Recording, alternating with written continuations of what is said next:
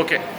అనంత టౌన్షిప్లోని శ్రీ వరసిద్ధి వినాయక స్వామి దేవస్థానంలో ఈరోజు సాయంకాలం హనుమత్ జయంతి సందర్భంగా ఆంజనేయ స్వామి వారికి ఆకుపూజ మరియు డాక్టర్ వసుంధరాదేవి గారి చేత ఆంజనేయ స్వామి యొక్క పాత్ర, రామాయణంలో ఆంజనేయ స్వామి యొక్క పాత్ర ఎలాంటిది, ఆయన యొక్క మహత్యం ఎలాంటిది అనే విషయాన్ని గురించి ప్రవచనాలు ప్రసంగము ఇవ్వబడింది.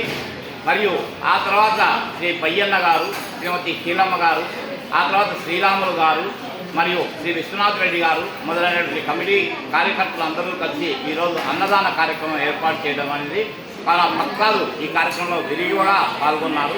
ఇటువంటి కార్యక్రమాలు అనంత టౌన్షిప్లోని శ్రీ వరసిద్ధి వినాయక స్వామి దేవస్థానంలో ఎప్పుడూ జరుగుతుంటాయి. కాబట్టి ఎప్పుడైనా ఎవరైనా ఈ మహాత్ముని గణపతిని దర్శించుకుని వారి యొక్క కోరికలు సిద్ధించే వరసిద్ధి వినాయకుడిగా పేరు ప్రతిష్ఠలు కాంచినటువంటి గణపతి.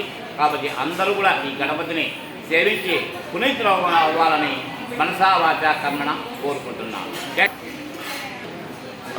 ఈ దేవాలయం యొక్క చిరునామా ఎక్కడ అనగా అనంతపురం జిల్లాలోని రాప్తాడు మండలంలో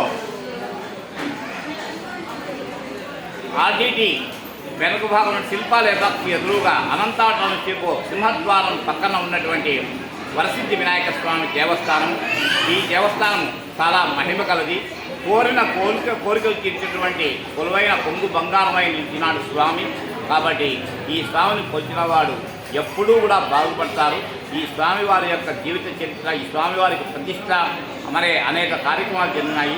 ఇక్కడ అభిషేకాలు మరియు వినాయక చవితి ఉత్సవాలు మరియు సీతారామ కళ్యాణాలు, శివరాత్రి రోజు శివ పూజలు, అనేక కార్యక్రమాలు ఇక్కడ జరుగుతున్నాయి. కాబట్టి భక్తులంతా కూడా ఈ కార్యక్రమాల్లో పాల్గొని పునీతులు కావాలని కోరుతున్నాము. అంతేగాక ప్రతి నెల సంకష్ట చతుర్థి రోజు శ్రీ వినాయక వ్రతము మరియు పున్నమి రోజు సాయంకాలము శ్రీ సత్యనారాయణ స్వామి వ్రతము, అనేకమైన హోమాలు, చండీ హోమాలు మొదలైన కార్యక్రమాలన్నీ కూడా ఇక్కడ జరుగుతాయి.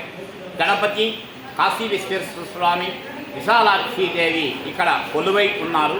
మరియు నవగ్రహాలు కూడా ఉన్నాయి. కాబట్టి భక్తాదులంతా కూడా ఈ కార్యక్రమంలో పాల్గొని భగవంతుని యొక్క కృపకు పాత్రలు కావాలని కోరుతున్నాము. ఇట్లు రఘునాథ్ శర్మ.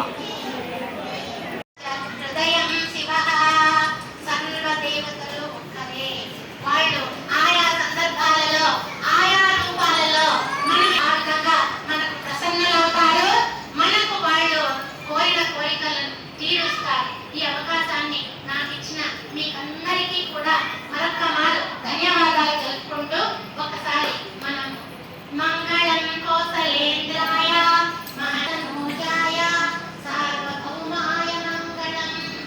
ఓం స్వస్తి.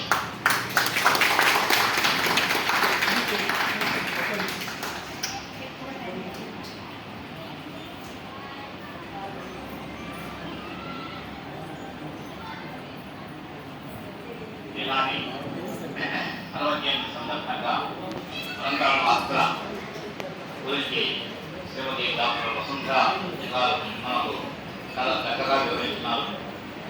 ఇటువంటి ప్రసంగాలు వారు ఎన్నెన్నో చేస్తుంటారు. టౌన్లో అనేకమైన దేవాలయాలు, అనేకమైన సభల్లో వారు రమణ మహర్షి గురించి, రమణ మహర్షి జీవిత చరిత్ర గురించి కూడా చెప్తుంటారు. మరి ఒక్కసారి మనకు అవకాశం కల్పించినప్పుడు కమిటీ వారు మరి ఇలాంటి కార్యక్రమాలు మన యొక్క గుడిలో ఇంకా ఎక్కువగా ఏర్పాటు చేసుకుంటాము కమిటీ వారి యొక్క సహాయ సహకారాలతో. కాబట్టి ఇటువంటి కార్యక్రమానికి వచ్చినటువంటి ఆ దంపతులకు మన యొక్క సన్మాన కార్యక్రమం చేస్తాము. కాబట్టి సన్మానకర్త క్రిస్టియన్ గారి సతీమణి శ్రీమతి పద్మలత గారిని వేదిక రావాల్సిగా కోరుతున్నాం, రావాల్సిగా కోరుతున్నాం.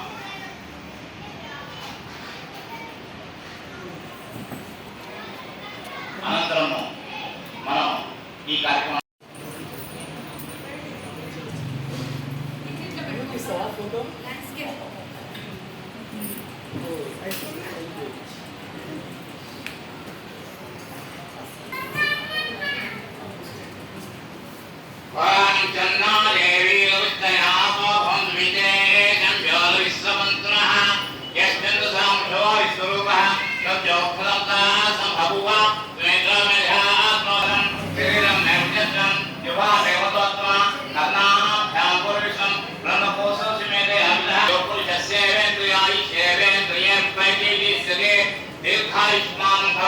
దీర్ఘ సుమంగళై భవ పుత్ర పౌత్రాలు దశ వంశాలు దశ గోత్రాలు దశ ధనగణ గోస్వామ ప్రాప్తస్తు క్షేమ స్థైర్య విజయ వీర్య అభయ ఆయు ఆరోగ్య ఐశ్వర్యాస్తు.